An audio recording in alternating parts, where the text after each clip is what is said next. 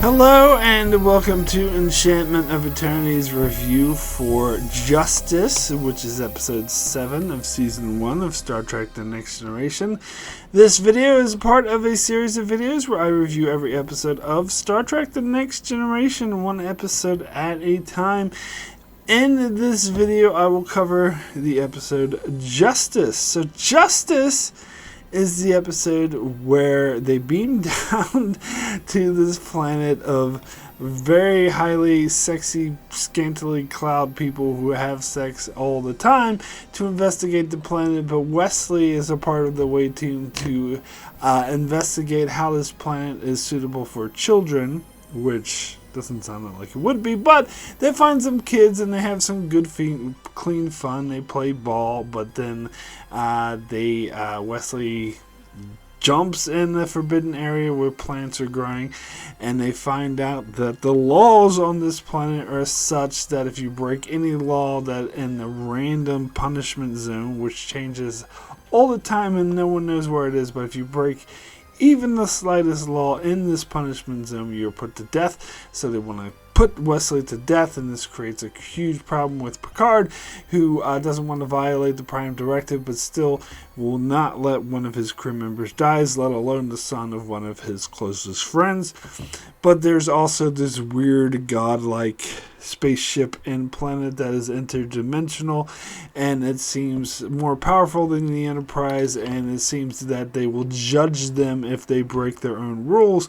And at first they don't let Picard and the away team beam Wesley back to the ship, but then eventually Picard gives a really good powerful Picard speech, and then they let them go. So, yeah, okay. So, doing my research for how this episode is really received by the public by and large, it is hated.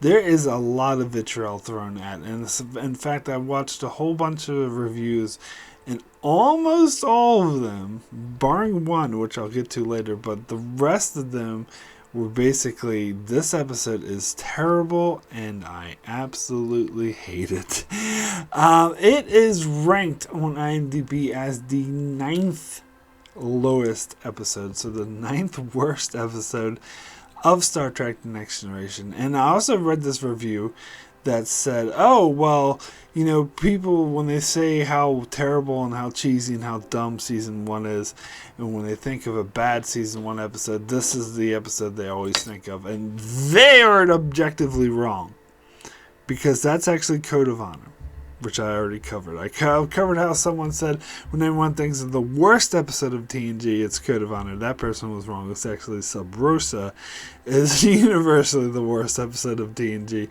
But clearly Code of Honor is the worst episode of Season 1, and I can think of worse episodes of Season 1 as well. On IMDb, Angel 1 was rated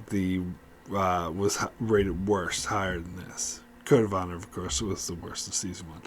But anyway, are you ready for me to get controversial? Are you ready for me to say one of my very minority opinions that almost everyone and their mother would disagree with? Kind of like this episode. I kind of do.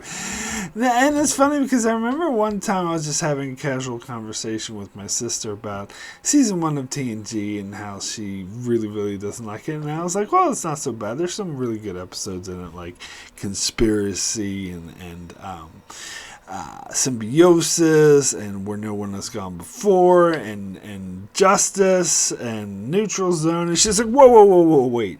Justice? That's a terrible episode. But for me, I think it's one of the highlights of season 1. Now, hear me out. So, I know there's a lot of plot holes, a lot of obvious plot holes in this episode. And I know the silliness of, especially... Alright, here's the thing. A lot of people point to how dated this episode is, and it's particularly how the Ito look like dressed all scantily clad with their 80s hair curls, and so people joke about they imagine the 80s music and the big headphones on, dun, dun, dun, dun, dun. But here's the thing. This, for me, and maybe this is just my perspective, it's no one else's, it's just the way I look at it, my personal opinion, my perspective, my life decisions, or the way I view my childhood or my memories of the past or whatever. And I'm not saying this would apply to anyone else, just me personally. I don't get that vibe. Like, okay, so let me clarify, because obviously I can see how 80s it is, and especially their hairstyles and everything. But it's not like smacking me in the face with how outdated it is the way, say, the original series is. When I watch the original series and see how 60s it is, and how they have their 60 curly haircuts and the short skirts all the way up their freaking thighs, and they're like all being all 60s-ish, and credits to Navy means bullshit, like all that to me screams outdated. But this, not really. And I talked about in Star Trek the motion picture how, and it's one of the funniest scenes I've seen, when McCoy first beams up to the Enterprise, how me and my sister always joked about how he was like Disco McCoy, dun dun dun dun dun dun. Like he had like the huge like disco thing showing his hairy chest, and I expect him to break out and start like disco dancing, and so that's outdated. But I don't know.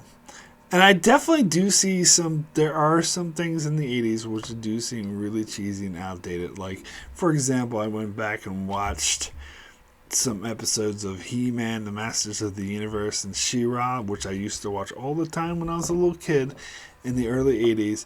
And I watched it and I was like, oh my god, this is so damn cheesy. Like, how did I watch this as a kid? This seems like it's from the 60s, not the 80s. My god, this is so cheesy.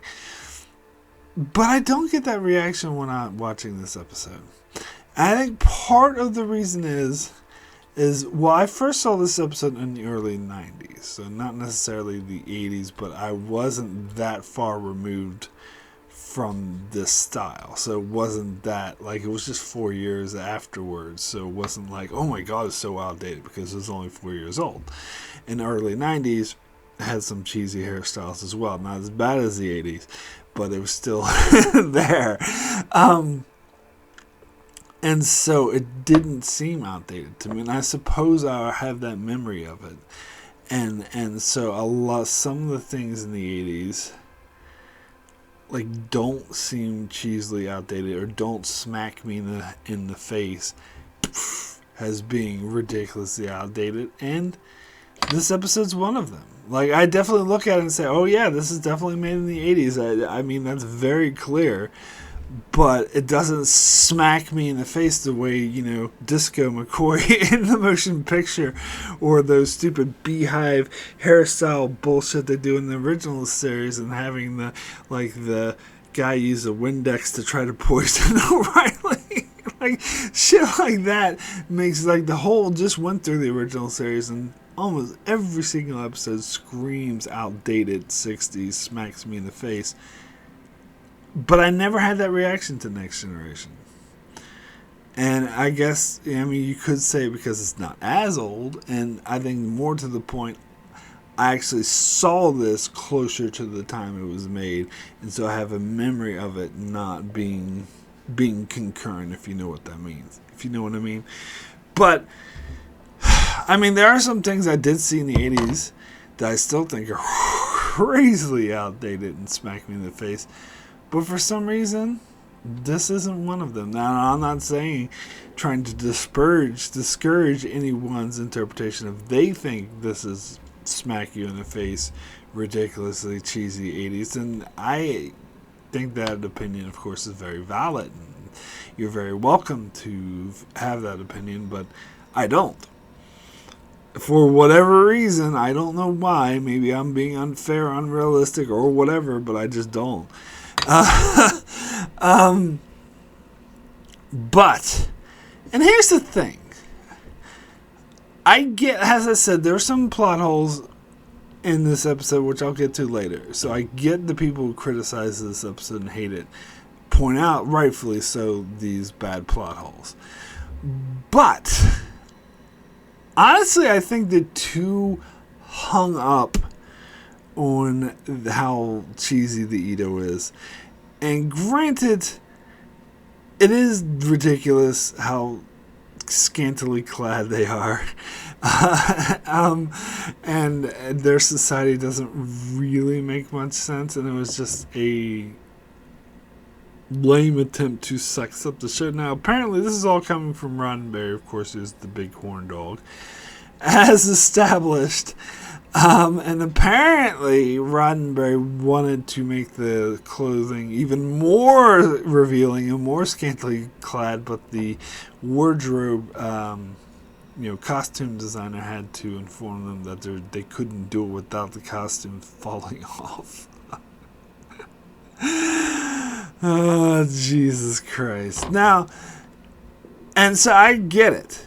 It is ridiculous. It looks ridiculous. It is stupid and cheesy. But I suppose it doesn't bother me as much. I mean, it does bother me, and I do think it's dumb. But I don't think it bothers me as much as some other people. Because it seems like a lot of people are really, really hung up on it and can't move past it. Where I can. Now, when I mentioned there was a review that was not negative, that was actually really positive, I'm referring to the podcast The Seventh Rule with Cyril Laughlin, who, if I'm pronouncing his name correctly, the guy who played Jake Sisko in Deep Space Nine. He is doing a podcast now, and they've covered a lot of Deep Space Nine episodes, but now they're going through Next Generation. They have actually Denise Crosby on board, who played Tasha Yar, and they all were very positive on this episode. They seemed to like it a lot. In fact, when they were going through season 1, they listed it as one of their favorites of season 1, so I'm not alone. But to be clear, part of why they liked this episode was the so bad it's good factor. They did get a kick out of just how ridiculous these costumes were and how cheesy it was to have these scantily clad sexual people making out everywhere. And just how crazy that is and just how ridiculous that is. But they also really appreciated where the episode went with its commentary and how that relates to even modern day commentary and a lot of smart commentary and a lot of good character moments. And that is exactly what I think of this episode too.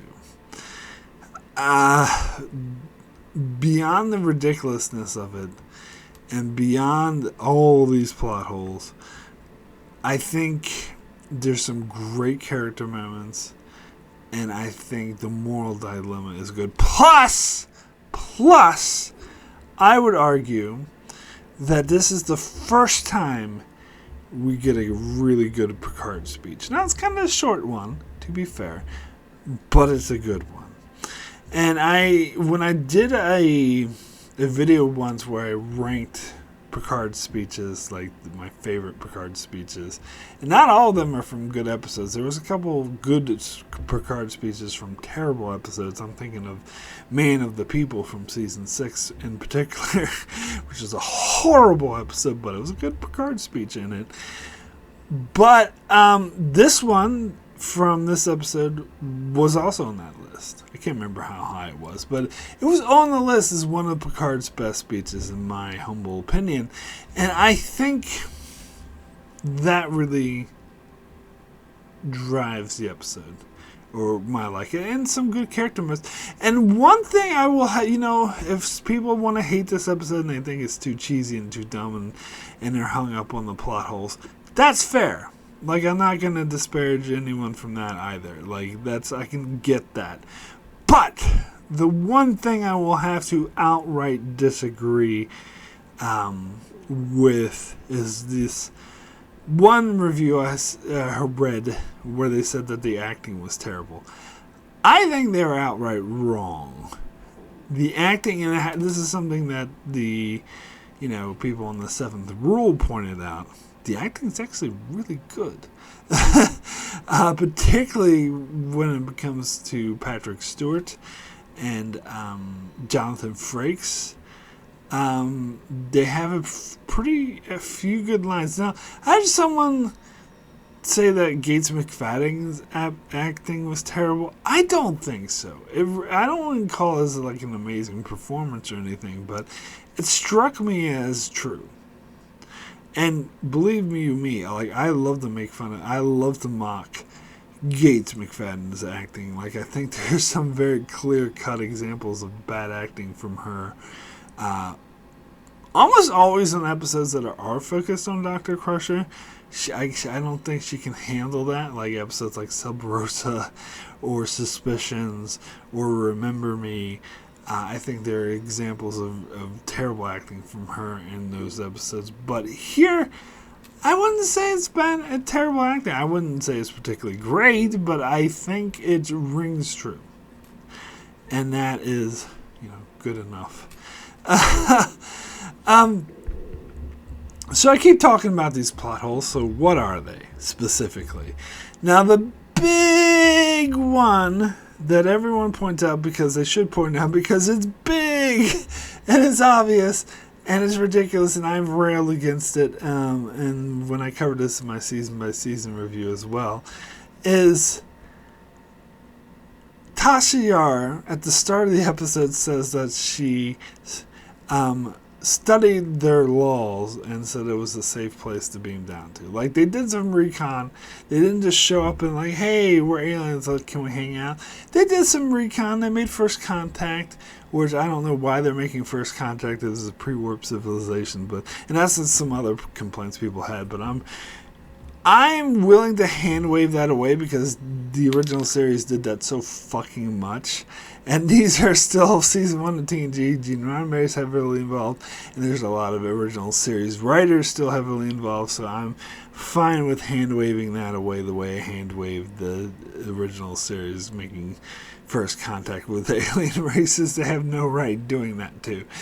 But anyway, so I'll hand wave that away. I'm not hung up on that at all. But the plot hole. Tasha Yar says that she reviewed their laws and customs and deemed it safe. And for some reason, she happened to miss, like, the whole structure of their fucking society, which they pointed out later on, because when Wesley, when they wouldn't let them execute Wesley, they're like, oh my god, our whole society is going to fall apart. You're defying our laws. This is the basis of our whole society. How the fuck did she miss this? Like, seriously. And then they have this line later in the episode that is so weak sauce and such a bullshit attempt to try to cover up this giant plot hole, where after Wesley, they try to execute Wesley for stepping on the flowers. Riker says, the first thing he says to Yar, rightfully so, was, I thought you reviewed their laws. And her response is so dumb and is such a petty attempt by the writers to cover up this plot hole, where she says, oh, but they said nothing about punishment. What do you mean they said nothing about punishment? You're supposed to review their fucking laws. And guess what that includes? Punishment! That's the fucking point of laws!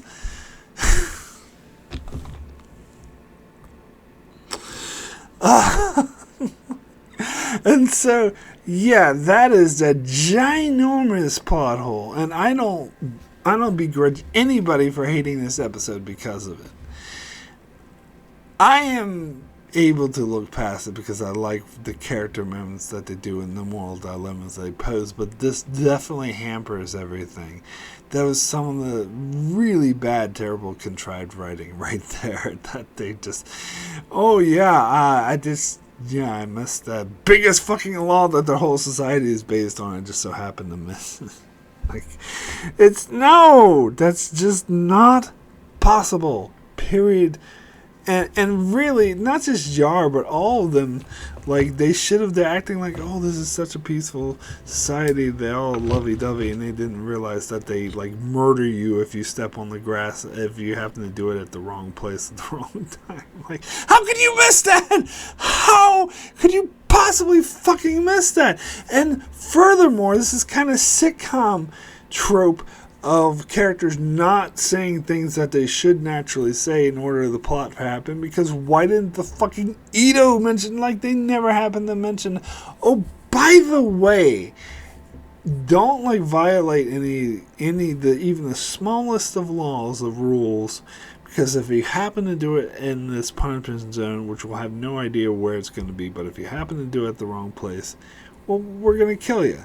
Like, you think maybe they might mention this. They're like, oh, we love you. We're friends. Let me hug you. Let me love you. We're all about pleasure. We're all about love. I love you. I'm just not going to mention the fact that if you step on the wrong thing, I'm going to fucking kill you. Like, how could they not mention that? Anyway. So, yes, that's easily the biggest plot hole, but not the only one. I mean, there other people mentioned about, these are primitive aliens, and they seem perfectly cool with this advanced starship coming down and hanging out with them. And yes, the way they're scantily, the way the society works, they're all scantily clad and they're about having sex all the freaking time and all about pleasure, like. But who's like harvesting their food? Who's building their buildings? Like some people mention that. I don't know. You could say some people have. And where are all their old people? We see a few children, but where are all their old people? I guess they're saying that there are no unattractive people there because they're all, working out and running all the time. But where's the curmudgeon, shut in with a mental disorder, staying at a home who's overweight? I guess they don't show them. But anyway, like, those are ridiculous details, actually. I don't really care much about that. But Roddenberry's obsessed with his obsessions is showing in this episode. First is this obsession with sex and having ridiculous revealing clothes and sexiness. But his other obsession is also brought into this episode, that of having a god-like alien. Like, I heard someone who reviewed this episode pointed out, oh, this is like the 5th time in TNG after only 9 episodes we get a god-like alien. They need to cut it out.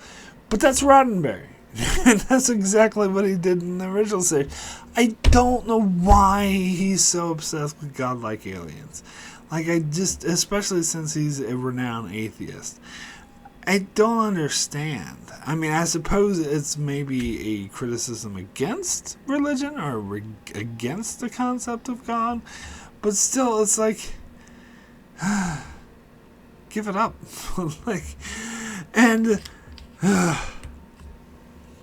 Yeah, so I don't know. I think there's a few other plot holes, but I can't think of them right now. But those are the big ones. Now, there's some good character interactions in this episode. Like, I like, mainly when it comes later. Like, the first half is, the bit silly. Oh, we love it and let's everyone have sex around everyone. But once that plot kicks in, you do get some really good interactions. You get, I love the interactions between Picard and Data in this episode. I actually think this is the first good use of Data on the show. The way that he is, babbling on, and Picard's like, "Stop babbling!" And he's like, "I didn't know I babble, sir." And then when Beverly gets really upset over, Wesley's about to die because Data kind of just callously mentioned, "Oh yeah, they're probably gonna, destroy the ship if we defy the Prime Directive," and so making it clear, hey, we should let Wesley die. And of course, Beverly freaks out over this, and he's very callous about it because, he's an android. He doesn't know any better. And he's just like, "Oh, it's interesting, the mother's concept." And she's just like, "Shut up!" And runs out of the room. And Data's like, turns to Picard, just like, "You are right, correct, sir. I do tend to babble." That's a good scene. That's like a good character moment. And it shows that Data, even though he does have no emotions and he is naive to other people's emotions, it shows that he does care about people. He recognizes that he upset Crusher, and recognizes and feels bad about it. You can't say feels because it's the android, but still, in his own Data android way, he does feel bad about it. And he's like, "Oh, crap, I do tend to babble." And then Picard even has to console him later on and actually apologizes to him, being like, "Look, I never should have said you babble because you just see things different than I do, and that's okay." And that's great. Like, that's showing, like, Picard at his best.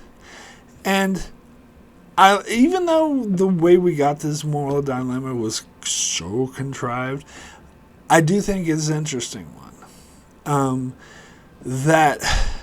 And they're very unclear about the Prime Directive, because if they were keeping true to the Prime Directive, they never should have made contact with them in the first goddamn place. But again, I'm hand-waving that away. But when it comes to, well, we're not supposed to interfere with society's natural development and respect their sovereignty, so we can't just snatch Wesley away when he's been found guilty of committing this crime, which he did commit. It's just the punishment for it is really disproportionate and ridiculous, but that's how this society functions. And so, if they were going to stay true to the Prime Directive, they should let him die. And so that's an interesting moral dilemma. It's also a more interesting moral dilemma when you do bring in the concept of the Edo God, which, by the way, I think is a very interesting concept, even though Roddenberry is fucking obsessed with godlike aliens. I do find this one definitely more interesting than the Eco Icon, whatever the fuck they were called from Last Outpost. Like, I don't give a shit about those guys. They're kind of cliche. This one was more interesting, especially the way it was. The way they talk when they talk to her, like, "Return, my child." That reminded me a lot of the original series, a lot, because they had all the godlike creatures saying, "You will obey me," or whatever. It's very 60s-ish, but whatever. I still like the concept of them. I think the ship design was cool. It's so cool that they had to bring it back again in Conundrum. But anyway, they got to recycle props to save money. But anyway, and the concept of being this interdimensional being that's watching over these different, aliens that they planted on, kind of similar to. And I like how they were obsessed with why the Enterprise was planting colonists in other worlds. And in fact, I like how at the end of the episode, Picard's like, "Look, if you want us to remove the colonists, we will," and they just disappear. So I was like, all right, well, I guess we're fine then. I like that. I think that's really interesting. That's really good. But now, let me get to the Picard speech, because I mentioned before that this was a really good Picard speech. And I think that's mainly why I like this episode, why I'm willing to forgive the silly 80s-ness and the gigantic plot hole, is I like the point that this episode makes, where Picard is saying, what, and I heard someone else criticize, so they just tell the Edo, there's no, rules of shouldn't be absolute, and they seem okay, and just let them beam up and think that's dumb. No, you are stating it wrong. The Edo God listened to a magnificent Picard speech, and of course they're convinced, because who would not be convinced by a great Picard speech? Obviously, the Picard speech is going to win them over. I mean, duh! But anyway, especially, God, I love Picard speeches. But anyway, what he says, there can be no justice while laws are absolute. And I think that is just, it's maybe simplistic, and you may say, that's not really a Picard speech, he's just saying one thing. But I think that is a powerful statement that holds true to modern day society as much as anything, that you have to judge everything by cases. If you're rigid and not flexible, and you don't take circumstance into account, then that is authoritarianism. That is a draconian. That's just a bad society. And those mediators, again, this is kind of a plot hole because the way the mediators react to we can't let ignorant, because when they point out that Wesley Crusher had no fucking idea about these laws, maybe if someone bothered to tell them that he wouldn't have done it. But the mediator's weak sauce response is, we can't allow ignorance to be an excuse. That is that's where the fault of their laws lie. Not how ridiculous it is about having a random punishment zone. If you step on the grass, you die. What's terrible about the laws is that statement right there. We can't let ignorance. Yes, you fucking can. Is what Picard points out. And you also have Yar, who has a good line where she says, when they are about to take Wesley away and beam up, the Edo are like, what about justice? And Yar just fires back, what about justice for Wesley? God fucking damn right. Does he actually deserve to die? Especially since he's just a visitor and he had no idea? No. And then after Picard makes his great speech, Riker says, when has justice been as simple as a rule book? And again, goddamn fucking right. It's such a powerful statement. And I've heard this applied to modern day justice. A lot of the social strife that we've been experiencing in the 2020s, having to do, of course, with police brutality and people getting killed. And sometimes it happens under the law, but does that make it right?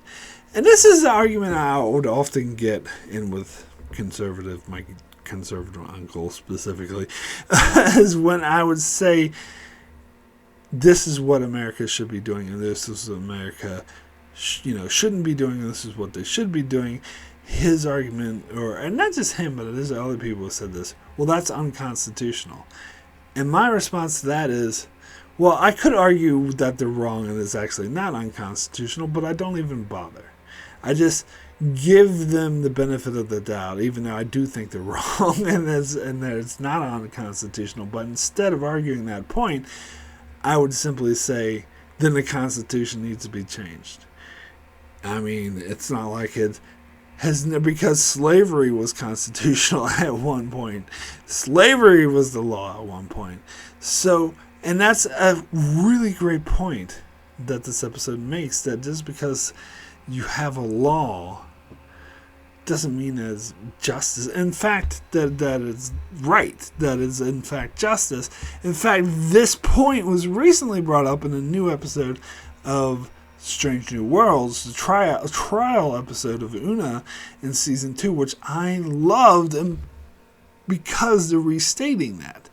They're stating the facts that just because something is a law doesn't mean it's right.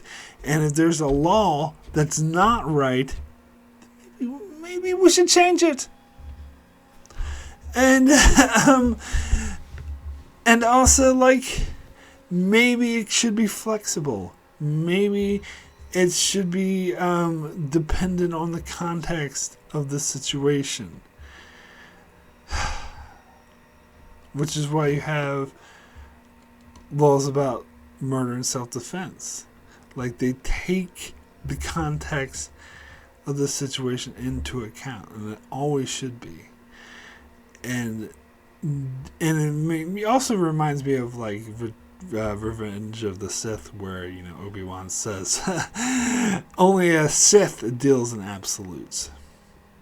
As Picard says, there can be no justice as long as laws are absolute. Absolutely. There needs to be flexibility. And so that's why, again, I totally disagree with the people. Oh, the Ito's just like, oh yeah, sure, he just says laws are not absolute, so it just lets him beat him up. No! He proves his point of why he's violating. He proves to them why he's violating the Prime Directive. Because the Ito are judging the Enterprise not by their rules and laws, by the Starfleet's own rules and laws, which is what they point out, which I think is interesting. But Picard makes his case as to why he's violating his own rules and laws, because he's not talking about the Ito's laws being absolute. He's talking about his own laws, the Prime Directive. And that is a very strong argument. In fact, in several episodes, Picard's going to be hammered for violating the Prime Directive. One episode, Coming of Age, I think it was, he's going to be attacked on this incident specifically. And his response is, there was a reason for it. And there is. And Starfleet's own laws should not be absolute. And the Prime Directive is often open to interpretation, or as Kirk would say, you know, used to wipe his ass. He doesn't give a shit about it. But anyway, but no, and so that's why there's some people who really hate the Prime Directive and think it's dumb, but I don't. I actually think the Prime Directive is a good law, but it shouldn't be absolute. And that's what this episode points out. It needs to be open to interpretation and fit the context of the situation. And if it needs to be violated, it should be violated. You must say, oh, well, who gets to make that determination? Who gets to make that determination? People are going to violate it willy-nilly and do whatever, interpret it, so what's the point of it? No. You know who is making that interpretation? Fucking Starfleet captains. And they earned the goddamn right to make that determination, especially Picard, because he's awesome. So yes, they should make that determination. And if they don't deem it necessary to follow it, then they shouldn't fucking follow it. And and that's why this episode is really memorable for me. Because I think it stands out in the entirety of the TNG show as one of the best examples of showing that law should not be absolute. Now, there's ridiculous plot holes and scantily clad 80s, oiled up to high hell people running around, so I wouldn't say it's one of the best episodes of the show, by far. Like, this probably wouldn't even make a top 50 of my favorite episodes of TNG. Maybe, but probably not, no. Maybe like a top 100, but there's only 179 episodes, so that's not saying a lot. But, or something like that, 176, whatever the fuck it is. But anyway, but I would say that this is one of the better episodes of Season 1, as I just mentioned earlier. And you know, even though the majority of the people would say this is one of the worst episodes of Season 1, which, as I said, totally fair if they want to think that, but I don't. I think this is, I would still, regardless of the sideways looks I would get, I would still state that this is one of the best episodes of Season 1. Despite its cheesiness, despite its plot holes. But that is just my humble opinion. So now, let me thank my Patreon supporters for supporting me on Patreon. I do, of course, very much appreciate it. It really helps the channel out, helps me out.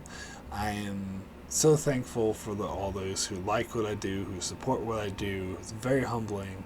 So I'll give you a quick shout out to those who support me. We got Francisco, Chuck Hooks, Kyrie091, Anthony D. Benedictus, Ricky Menijester, Joel Lavals, Alessandro Miguelesio, Norman Buckwald, Stephen Kennedy, Brenton Berg, Allison Fordyce, and Brandon Neal Howells. Thank you all so very, very much for your support. So now I have a few patron comments on this episode, and I just have to find them because I'm never prepared. No, I'm sometimes prepared. Anyway, first comment is from Ricky, who says, I think this is an average episode. Certainly not one of the worst of season 1, but still not a great episode either.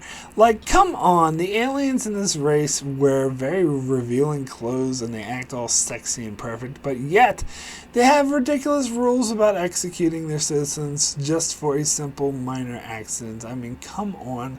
That's ridiculous. The one thing that I consider this to be not one of the worst episodes in the second half is the second half of the episode was quite interesting, as it really does a good job on presenting a suspenseful situation with Wesley, and I really like Picard's involvement in the Prime Directive being more explored. So overall, an average episode, so my rating is a 6 out of 10. So, next comment is from Brandon Neal Howells, who says, Justice. Whoever decided the title of this episode was being more ironic than they could have ever known. An away team from the Enterprise beams down to a planet where everyone looks like extras in the video for Physical by Olivia Newton-John. When the Edo are not busy jogging, they're busy making out with each other or hugging total strangers in a very intimate fashion. Much like Troy, after receiving her first hug from the Edo, this episode makes me feel profoundly uncomfortable every time I watch it. And Tasha Yar forgets to ask about punishments for breaking any laws. Geez, what a shitty security chief she is. Of course, it is Wesley who inadvertently breaks the law and is sentenced to death, and while the Edo are quite willing to bow to the Enterprise crew's superior power and let Wesley go, Picard goes on and on about the Prime Directive and then beams Wesley away regardless. So why bother to bring up the Prime Directive at all? I believe the Edo are the distant relatives of the feeders of Val, and like those people, they are controlled by the insubstantial God. I would have liked to know more about the Edo's religious beliefs and seen less skimpy clothing. Where are the families and pre-pearlescent children in Edo society? Are there any? I feel these issues need to be addressed. Instead, we get a bunch of white, blonde people in a state of near undress. Contrast this episode with Code of Honor and see how that makes you feel. 1 babbling robot out of 10. A. That is an android, not a robot. Anyway, this so this is more of the negative thing that's more indicative of most people rather than me and Ricky, I suppose, are more of the exception. You know what? You're not the first person to bring up the Apple. I've read several reviews that compare this episode to the Apple, but frankly, I don't see it. I mean, maybe on some superficial level, because they had those were highly tan, sunburnt Californians. But I think, and there's I think it's, I don't know, the analogy falls apart for me when you compare Val to the Edo God. Like, I think they're totally different. One's a totally ridiculous, stupid, super cute computer. The other's like an interdimensional race of beings on a spaceship. One works for me, the other doesn't. I'll just put it that way. And plus, and same thing with the episode. The Apple is a piece of shit. where red shirts die in the most ridiculous ways for no reason. And this episode, I think, is totally different. It has its issues, but they're totally different. Yeah, one thing I did want to bring up that I forgot to mention, though, was this episode was kind of a precursor to Who Watches the Watchers, which also deals with Picard bringing up someone from a primitive society onto the Enterprise to look out into space, and they're all about space. Which, by the way, I thought that was a really cool scene in this episode where we actually got to see one of the Edo meet their god and how they reacted and how, oh my god, they were like just struck with fear.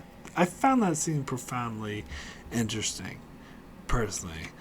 But the comparison to Who Watches the Watchers, because after she sees Picard, like, after this incident, she goes to him, bows to him, it's like, oh my god, you shared the sky with God.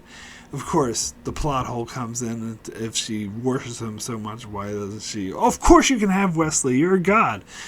She should have done that. But anyway, but no, but Picard's reaction to her is the same as it will be in Who Watches the Watchers, where he's like, no, I'm not a god, I'm just different, and don't worship me.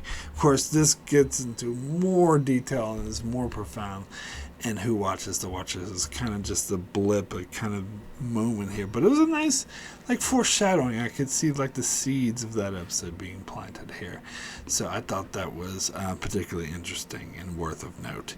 So, anyway, my rating for Justice out of 10 is a 7. Yes, I am going all the way up to a 7. The same rating I gave to Where No One Has Gone Before. And yeah, I do think this episode's that good. I was tempted going over like all the great character moments, all the great Picard speech, the great dialogue, the great commentary of this episode. To be honest, I was tempted to give this episode an 8. But then I remembered all the giant goddamn fucking plot hole that's so ridiculous, and how goddamn cheesy looking at how impractical their society is, and why is Starfleet making contact with the species that's pre-warp. So, and they're just casually beaming down for shore leave on their planet, and their systems of laws that actually don't really make much sense. Why does their society function? So all of that stuff, which for most people apparently ruins the entire episode for them, but for me, it stops me from giving it an 8. Because I actually think some of the great speeches and great acting and great character moments warrant an 8, but all the bullshit bring it down to a 7. So that's where I'm at. Still way higher than most people, even Ricky. But that's where I'm at. Disagree with me, go right ahead. Feel free. But that's just how I feel about it. So anyway, that is it for my review of Justice. I shall be back to cover more of TNG. So let me just bring up my little schedule here. So, this coming Monday, we'll be reviewing the episode The Battle. Geez, more Ferengi, woohoo. Wednesday, I'm going to come out with my review of Secret Invasion Season 1, covering that. Thursday, of course, going to cover the newest episode of Strange New Worlds.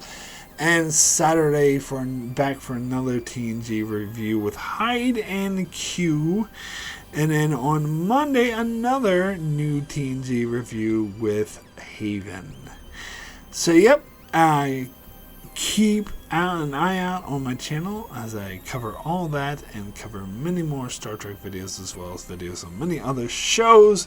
So be sure to subscribe so you can keep up with all of that. And thanks a lot for watching.